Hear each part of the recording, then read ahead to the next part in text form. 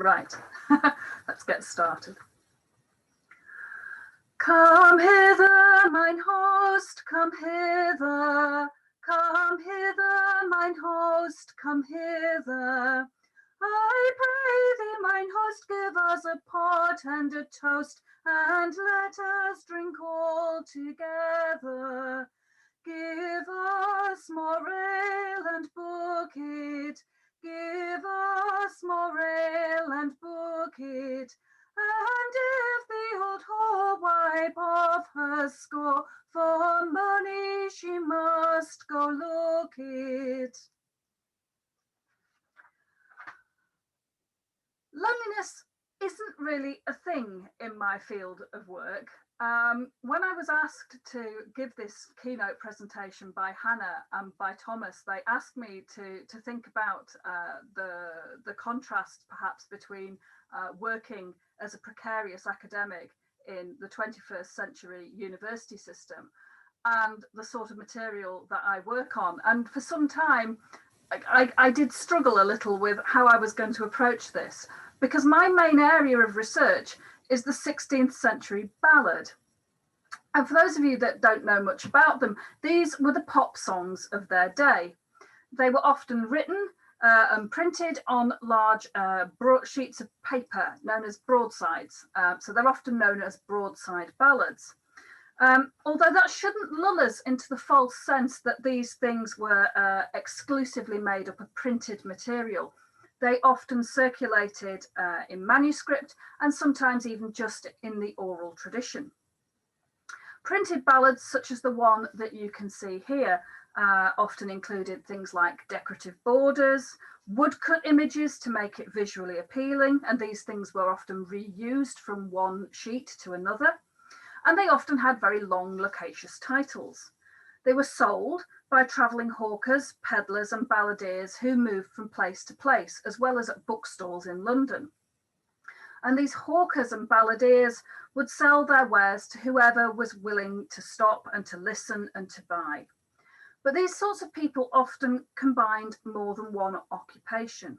The itinerant ballad seller Richard Shiel, for example, was also a retainer of the Earl of Derby, while the master 16th century balladeer William Elderton from the mid-Tudor period wrote ballads as part of a career which also spanned things like writing court entertainments and working as a lawyer in the Inns of Court. The sorts of ballads that I work with were an inherently social genre. So they open like the one that I opened this paper with inclusive phrases such as come hither or come all ye. And they included refrains which encouraged audience participation. They were sung in communal spaces, places like taverns, marketplaces, and at weddings and at fairs, those kind of social events, anywhere where large crowds could gather and enjoy them. And you didn't need to be a trained singer to join in because the melodies were relatively simple and they were easily remembered. Broadside ballads didn't usually include printed music, particularly in the 16th century. There is only about one example that contains printed music, because few people would have been able to understand it anyway. They wouldn't have been able to read it. So instead, these songs named the tune to which they were to be sung. And these tunes themselves relied on oral transmission, so they were a social thing. They relied on one person singing it and another one learning it from them. They were passed on from person to person and learned by ear. And in that process, they underwent subtle and sometimes not so subtle variations, not just of the melodies, but also of the words. But without a community of singers to keep them alive, they died. For many 16th century ballads in particular, all we have now is the skeleton of what they once were. The ink on the page, like this broadside that you can see, that tells us what was sung, but very, very little about how. And actually, that's a point at which I should stop and say that recovering the tunes for these songs can be extremely difficult, particularly for the 16th century. But even into the 17th century, we've lost an awful lot of the tunes. So for the purposes of this paper this afternoon, where I'm quoting ballads by singing them, Some of the tunes are the correct ones because we have them, but in other cases I've relied on what have become known as conjectural settings.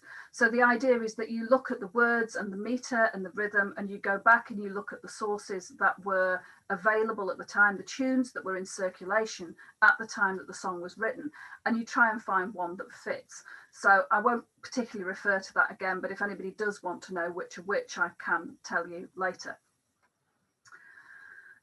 As a precarious academic, the irony of working on evidence which is predicated on this kind of peripatetic lifestyle, but also its social context for production and performance, well, it's not really lost on me. My lifestyle, and that of many of the early career researchers I know, is characterised by short-term contracts at institutions, sometimes across the country and sometimes beyond. I know people who have worked part-time at 3 different institutions a week. They spent one night in one city before packing up, moving on to another and another, and none of the 3 were the place where they actually lived. I know other people who've worked for a term here and a term there, and still more who have lurched from one temporary cover job to another, uprooting themselves and moving to a different location every year. Of course, I also know plenty who have left academe altogether. In my particular case, for personal reasons, I can't travel as widely afield. So instead, like many of the balladeers that I study, I manage multiple professional personalities. And the 2013 AHRC report on support for the arts and humanities workers post-PhD notes that in the arts and humanities, portfolio working was found to be mainly a response to economic circumstances rather than a choice. In fact, 40% of PhD graduates combined 2 or more jobs as a necessary strategy to secure the equivalent of full-time employment. Myself? Well, yes, I'm a university lecturer and an unpaid researcher and writer, certainly. But I also do consultancy, lecturing, and even study day chairing for an A-level support company. I write podcast scripts for an A-level revision firm. I've written for an A-level magazine. I've even proofread and typeset a local parish magazine. I give talks to community groups such as local history societies and the Women's Institute. And I work as a private tutor for GCSE and A-level history and English. I've taught English for academic purposes through Lancaster University, and I'm currently working a couple of days a week as the administrator for the Social History Society. I've done GCSE invigilation in a local school on minimum wage.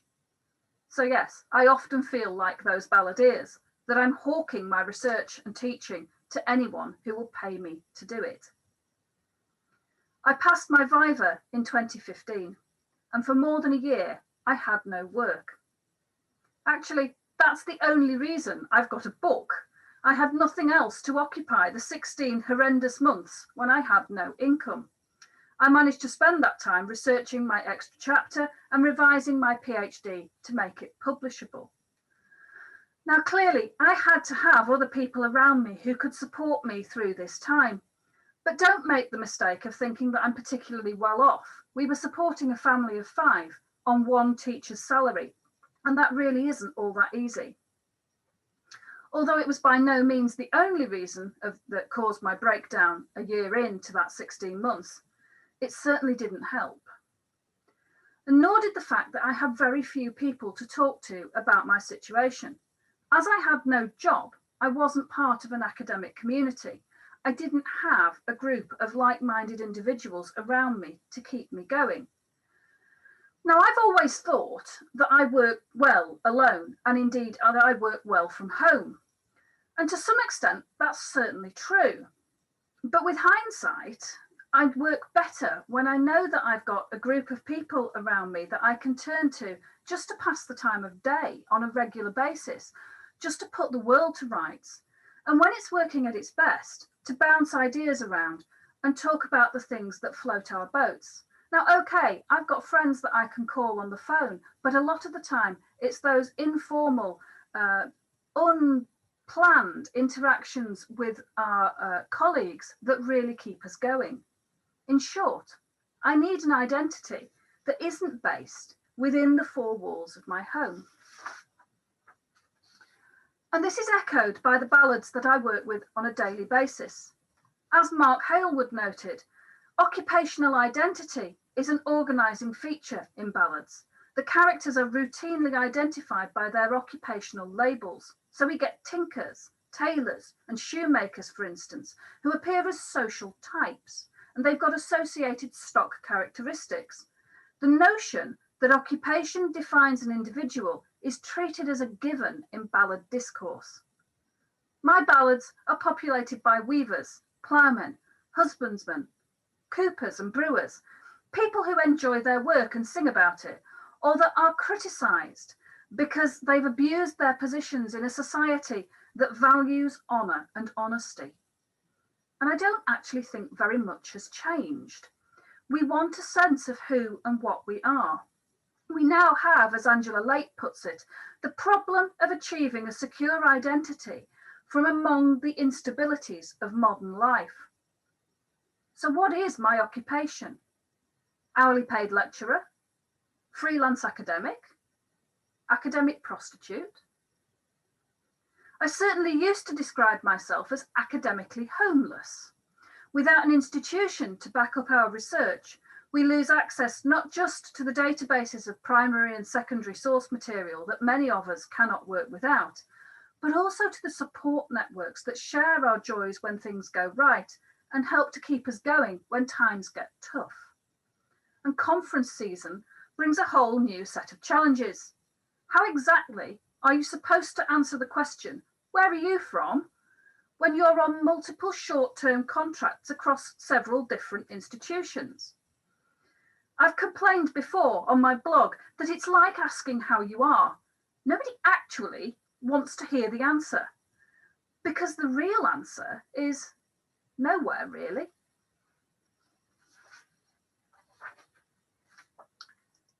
Ballads, however, seem to have been at the heart of early modern communities. Ballad sellers surrounded by crowds are seen in genre paintings right across Europe.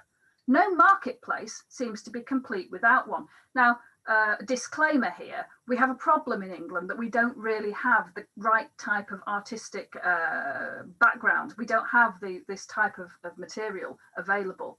But if you look up here in the top right-hand corner of the painting here by Peter Artson, you can see a ballad seller there giving out printed sheets, selling printed sheets, and probably singing their wares.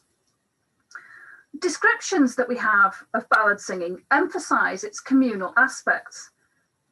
The idea of the sociable drinker in an alehouse, for example, or people who gathered with their friends in a private dwelling to hear the latest songs from a travelling balladeer. But it's interesting that although ballads are, as I say, particularly social, there are some that make explicit reference to the experience of being alone. And as far as I can see in the research that I did to prepare this paper, the term seems to be used to provide a clear contrast with the more communal aspects of early modern life. And my feeling is that there are three significant areas where being alone seems to feature in ballads. So the first is where the singer takes the opportunity of being alone to express their inmost feelings.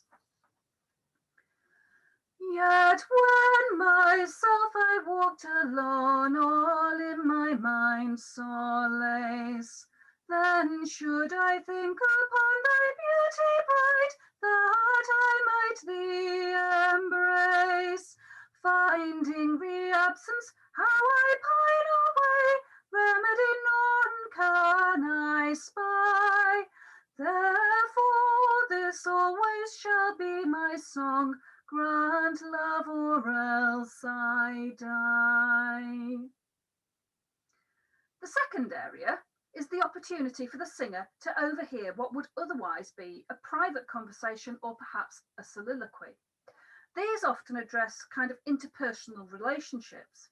So either the singer comes across someone bewailing their single state, or they spy on a couple who are discussing their affairs. And solitude in this scenario seems to give the singer or perhaps their subject, the chance to evaluate their position as part of a community. The third theme is more obviously reflective. It examines penitence, morality, the subject's relationship with God, or the role of fate. And many of these ballads seem to be found in manuscript collections rather than in print. And I've argued in my book that these allowed people to contemplate their sinful conduct and explore their relationship with God as part of their personal devotional life. Being alone in 16th century ballads gives people the space to tackle the great existential questions. As I lay musing all alone, great store of things I thought upon, and specially of man's estate, and how he's subject unto fate, and how he's subject unto fate. Or, as I say, they might examine the subject's relationship with God. And you'll notice that this one starts the same way, so I've set it to the same tune. As I lay musing all alone, I heard a voice that loud did cry, come give account of everything, even in the twinkling of an eye, even in the twinkling of an eye. And this sort of self-reflection is something that I've done a lot of over about the last 18 months. I think I probably came to the notice of Hannah and Robert, who invited me to speak here today, when I wrote a series of tweets during the UCU strike of spring 2020 that were tagged with their Precarity story hashtag. Within days, it had been seen more than 120,000 times. 1 year on, it's been seen over 156,000 times and had more than 5,000 interactions. Almost 450 people have retweeted it. I long since resigned myself to the fact that this is probably the thing that I will write that will always be the most read, because it clearly struck a chord. I later developed the tweets into a longer, more explanatory post on my blog, in which I discussed the context of each short tweet. So the blog post described my very mixed feelings at going out on strike. Because when I passed my PGCE teaching certificate, I was described by the course leader as a born teacher. So I hated leaving my students to stand out on a picket line handing out union leaflets and, true to my research area, making 21st century rough music. But I firmly believe that our students, our children, deserve better than the exhausted, burnt out, hourly paid staff who populate the classrooms of our universities. And we usually do so without the students realising that is our position. Now, don't get me wrong, I know that the permanent staff, a lot of them are burnt out and exhausted and overworked too. But from my point of view, they at least have the luxury of being paid during the vacations, and I don't. This year will be the first where I am actually confident that I will have some work in September. But the only things that I know at the moment are that I have 5 dissertations to supervise and a single course to convene. So it might add up to a few hundred hours of work spread across the entire academic year. Normally, I don't know until a few weeks before the start of term what, if anything, I'm going to be doing. And sometimes it can be as short as a week before. The excuse is that universities don't know how many students they're going to have until the very last minute. Now, I apologise for the amount of text on this slide. You might want to read it while I'm speaking, but I'm basically going to paraphrase it for you. Because this state of affairs is down to the impact of the government's austerity package since the summer of 2010.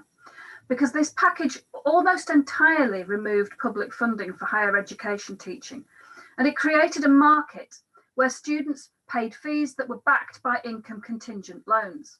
This marketisation of higher education has been consolidated by the removal of the cap on student numbers, which, in the words of the Fabian Society here, encouraged universities to maximise their income by admitting greatly increased undergraduate numbers. And of course, it's the effect of this that we're seeing fairly recently in the news, with cuts to university arts and humanities departments. You'll know which ones I'm talking about. University leaders are now running businesses. Much of the income is spent on capital projects to attract and accommodate students, and the proportion of money that is spent on staff has dropped. Well, let's be honest, that's hardly surprising when institutions are paying large numbers of supposedly casual staff, peanuts, to do more teaching than the full-time staff, and yet they refuse to acknowledge the need to support them during the vacations. You only need to look at the number of 10 or 11-month contracts that are offered.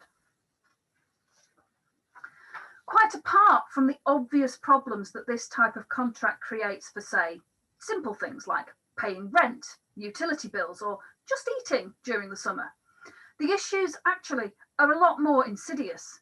As Hannah Leach pointed out in a recent Twitter thread, it makes it virtually impossible to move to a new city where you might have to sign a contract for accommodation for 12 months at the very least.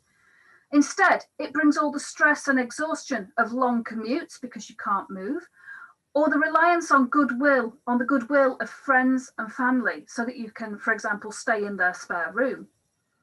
It also has slightly different effects. It prevents us gaining experience from supervising MA students because they run the full 12 months, or continuing our pastoral and academic support to students over the full academic year. As Leach commented, it's hard to imagine what the point of an 11-month contract could be, aside from being to deprive the holder of their employment rights that they would get from 12 months or an eventual full 2 years.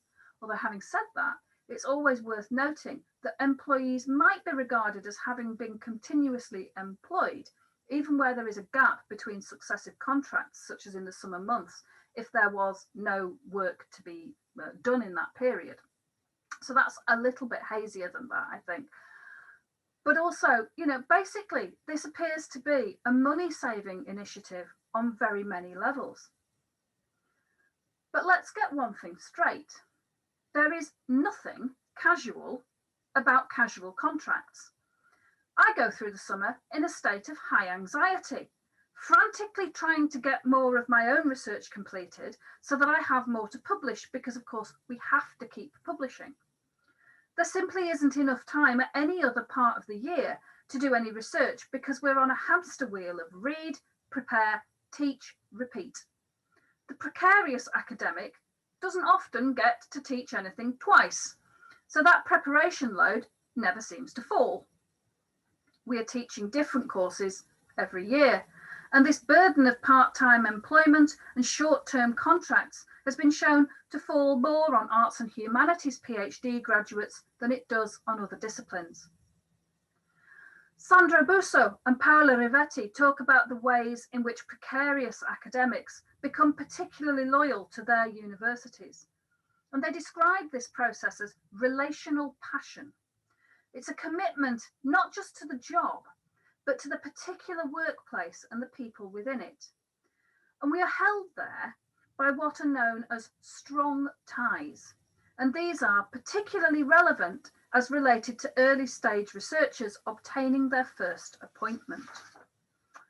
So they quote research by Granovetta, which shows that the level of insecurity for newly minted PhDs is really quite high because they have few useful contacts in their discipline yet, so they rely on their mentors and dissertation advisors who know them and their work well. This is what keeps us tied to a single university or a department where we have strong relationships with people who might, just might, be able to help us further our careers, even though our working conditions could well be poor. And Busso and Rivetti go on to describe how this passion for our work and our workplaces can become a trap, precisely because of the uncertainties and stress associated with our precarious employment conditions. They also quote research by Richard Sennett, which shows that, and I quote, The neoliberal evolution of the economic system leaves almost no space for positive passions, such as those related to craftsmanship, which sits uneasily in the institutions of flexible capitalism. For passion to be rewarding and positive, workers need time and guarantees about their future, an unusual condition in academia. Our passion is also what might replace rebellion with acceptance of exploitation. We can't just ignore the essays that haven't been marked at the end of our paid hours. And of course, we self-exploit too. We feel we have to do more than we are paid for because otherwise we would be unprofessional. Then there's the issue of the research that no one pays us to do, but we know we have to do on top of what can be the equivalent of a full-time workload because it's publish or perish. That's why we deploy the rhetoric of passion. I love my research. I care about my students. We do it in order to justify our poor working conditions to ourselves and to others. Of course, this doesn't undermine the fact that we may well feel that way as well. Walking alone, right secretly, musing on things late seen with thee, all sorts of people, young and old, sorted in sorts as shall be told. Some high, some low, some rich, some poor, some learned, some unlearned, some less, some more, some whole, some sick, some in such rate as nothing pleased with their estate. As Brodie Woodell noted in a series of posts for his Many-Headed Monster blog way back at the beginning of my post-PhD career in 2015, not all casual or precarious academic jobs are the same. He pointed out that the difference between a well-paid full-time 3-year lectureship and a poorly paid part-time 9-month teaching fellowship are really quite significant. And he recommended that we begin to track data on this casualisation. More than 5 years on, I can't find any evidence of that actually having happened. And of course, my casual contracts wouldn't even show up on that kind of tracking data, which basically relies, in Brodie's case, on looking at job advertisements, because mine are all treated like graduate teaching assistant contracts. Even though I'm co-supervising a PhD, I haven't yet had a job that was advertised through the normal channels. Everyone I've got through word of mouth. I'm now up to 37 separate contracts at Lancaster alone. Someone, somewhere, devotes a spectacularly large amount of their time to creating all my contracts and processing my timesheets. Wouldn't it be easier all round if I were just made part-time? Moreover, unfortunately, there's no evidence that holding a succession of short-term contracts eventually leads to a permanent job within the universities. Data from the Higher Education Statistics Agency shows that in 2017 to 18, 67% of researchers in the sector were on fixed-term contracts, while 49% of teaching-only staff were employed in this way. Of those teaching-only staff, 42% were employed like me on hourly paid contracts. Again, there's an irony in the description of us as teaching-only. What it really means is that our research is unpaid, that it's completed gratis, but to the benefit of the employer, because even if the university can't enter it for ref, it still benefits the students and the academic community. And we don't really have the agency to challenge this unfair system as individuals. My means is spent and all is gone, and friendship now is grown cold. Alas, I'm comfortless alone, now I think of the proverb old. which says as long as men have means, they shall regarded be. But having none, they lose their friends, and then comes misery. So going back to my broadside ballads, they're full of warnings about how you will be left alone, abandoned by your friends, if you fail to stick to the social norms. But precarious academics are often abandoned by their institutions, whether or not they follow the rules. Following the example of that great champion of human rights, Martin Luther King Jr., the university and college unions sought to highlight the dehumanising effects of treating workers in higher education as tools, that is, as human resources simply to be deployed for the benefit of a business model, rather than treating them as human beings with rights, responsibilities, and, yes, feelings. Their report describes the casualisation of academic labour as a fundamental attack on the human dignity of those people caught up in it. They identify 4 main ways in which the casual workforce is dehumanised. It not only limits an individual's agency and their academic freedom, it also prevents the creation of a meaningful long-term career narrative when you're buffeted from pillar to post and when you can't even be certain that you will have a job next month, let alone next year. As many of us know to our cost, it leaves us vulnerable to exploitation, long hours of unpaid preparation, marking, and student support that amount to about 45% of our labour going unpaid. And also, it creates an inability to say no to anything, even when we're already working every hour God sends, just in case there's no more work around the corner. But the most significant of these problems for us today is that it renders staff invisible to colleagues and institutions, treating them as second-class academic citizens. And how right they are. Like my wandering balladeer who visits the communities on his trade route but doesn't stay, I rock up, I teach my classes, and then I go away again. Recent research has shown that the effects of precaritization overlap to a great extent with what has been ascribed to the psychological and intellectual effects of exile. Vatansever describes this as a nomadic mode of existence, with no future prospects for a steady position, and thus with no possibility for a settled life on the horizon. It means coming to terms with being kept in reserve for an indefinite period of time. Precarious ECRs are Schrodinger's academics.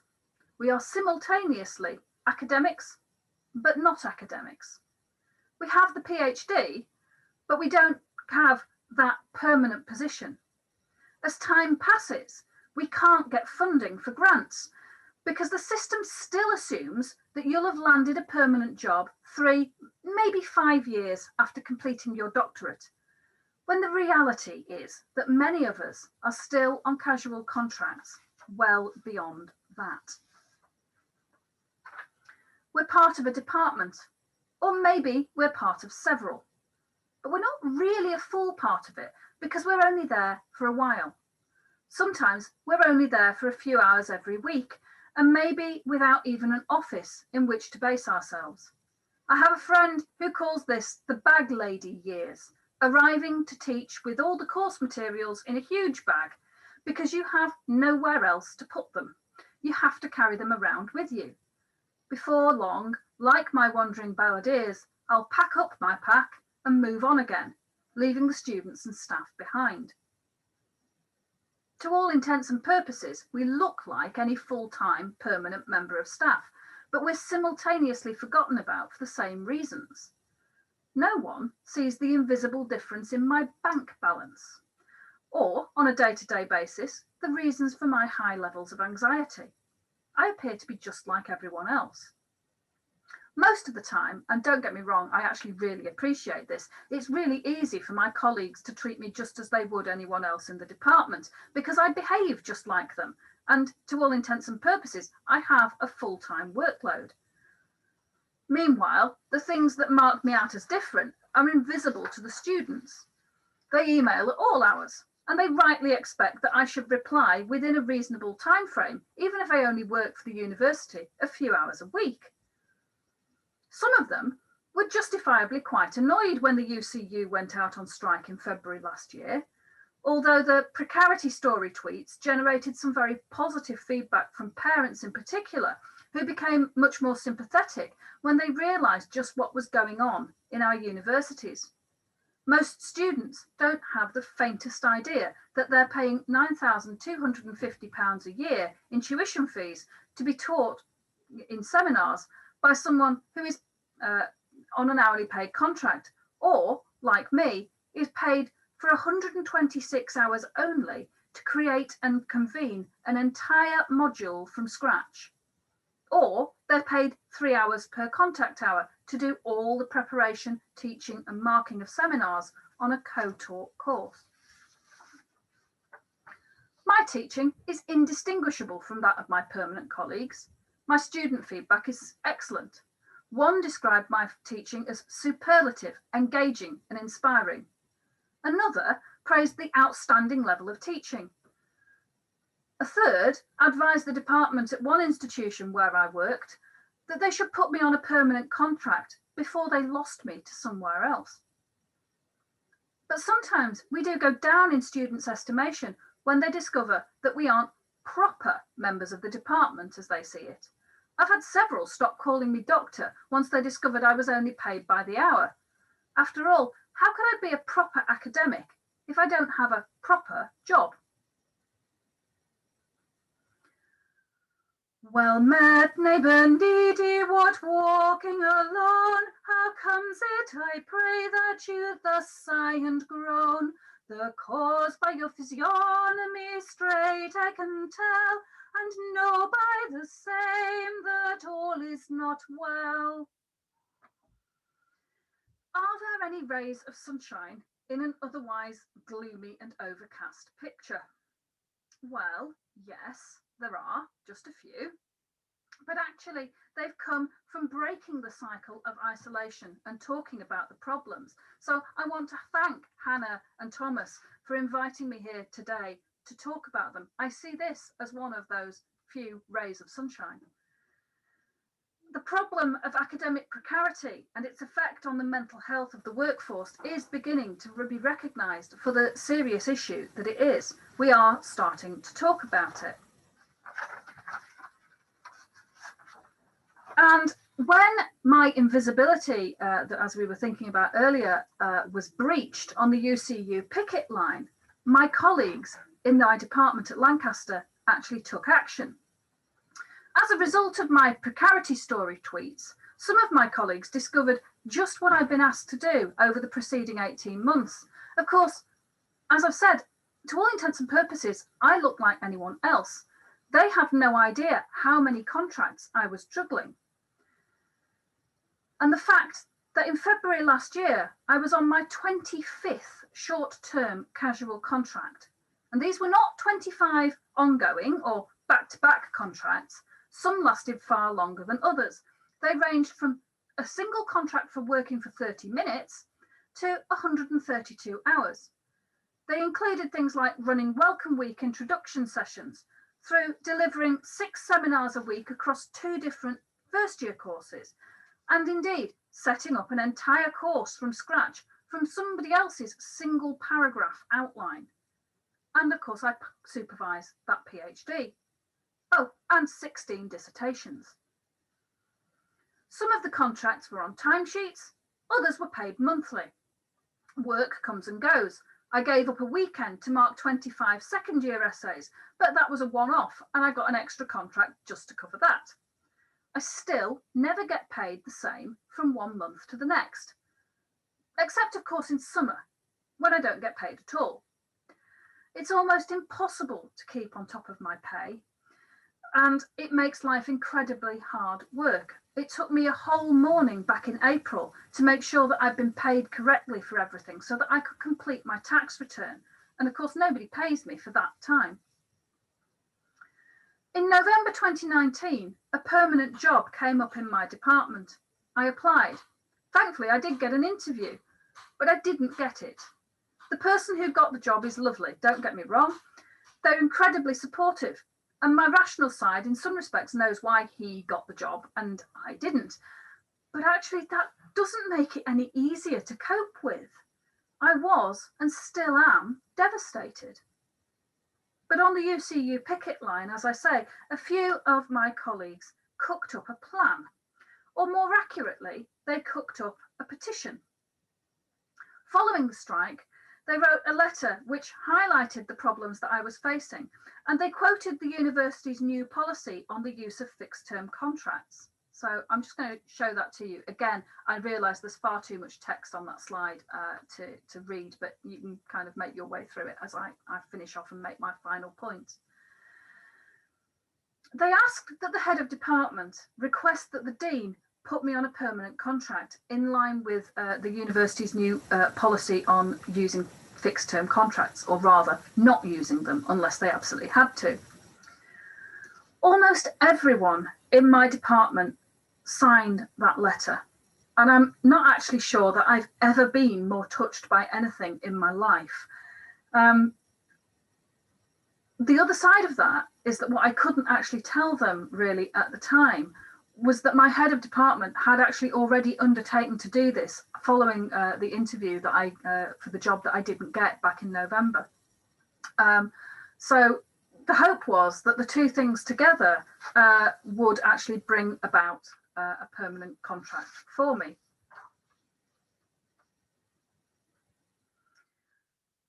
A few weeks ago, I was privileged to take part in the writing of a communal ballad about the exploitation of goodwill in the neoliberal university. It was part of a full-day workshop that was facilitated by the Post Workers Theatre as the culmination of a residency at the University of Gothenburg.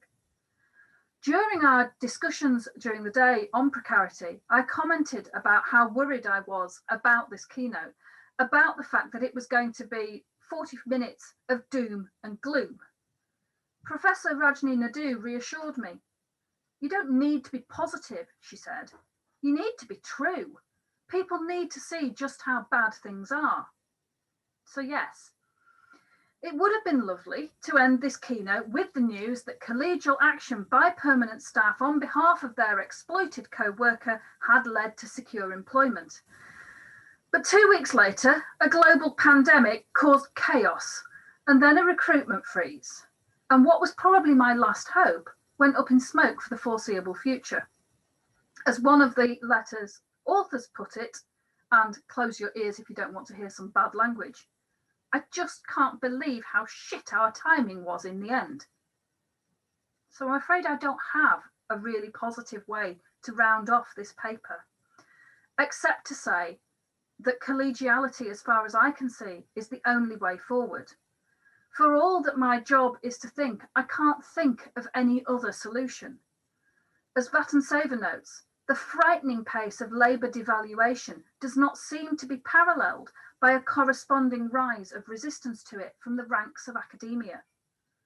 All I can really say is that something has to change, and that the impetus for that change needs to come from the creation of a culture of inclusion, not just from those of us who are stuck on these precarious contracts, but from us with the support of those who are in a position to fight on our behalf, who've got more security.